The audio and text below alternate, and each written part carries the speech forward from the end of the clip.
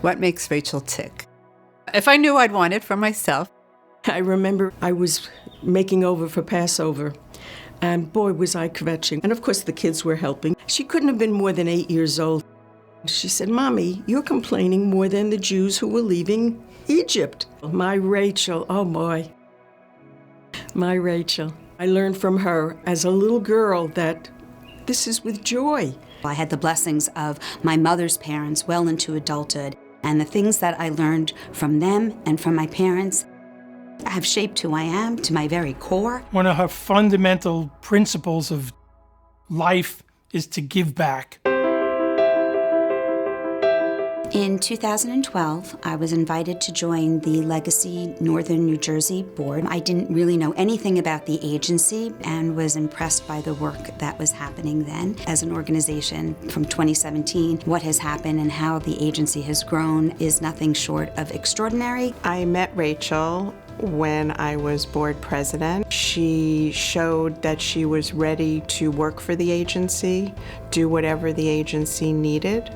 Rachel just is so motivated by her big heart and her compassion. When I was president, I was so grateful to have her as one of our leaders.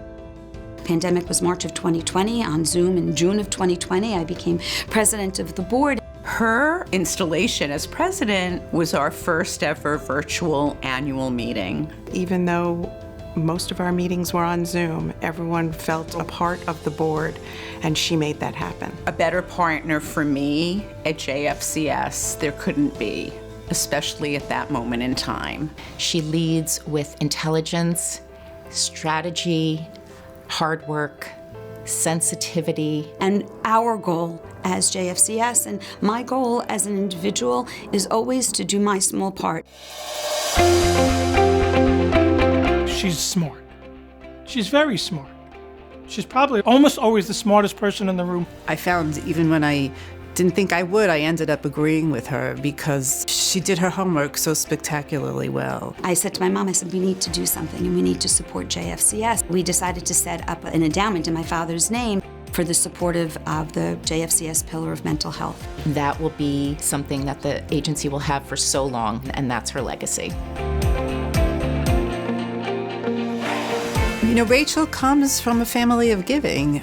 And there's no question that her children have learned this in her home the same way that Rachel learned this growing up.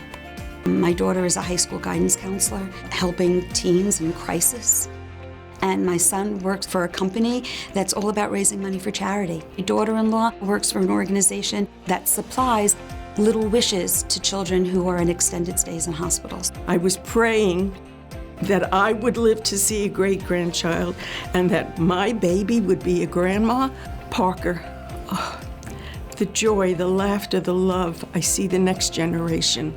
Congratulations. We're so proud of the job you did as president of JFCS, and very lucky to call you mom and grandma, and love you so much. It's important to me in my life to support the amazing work that happens day in and day out in these doors. She makes the agency a better place. It was an honor to work with you. I hope we're friends for a long time. I am wishing you an enormous mazel tov, Rachel. I'm so sorry our joy is being tempered by such catastrophe. But together, we're going to hold our community together. And hopefully live each day filled with meaning and goodness.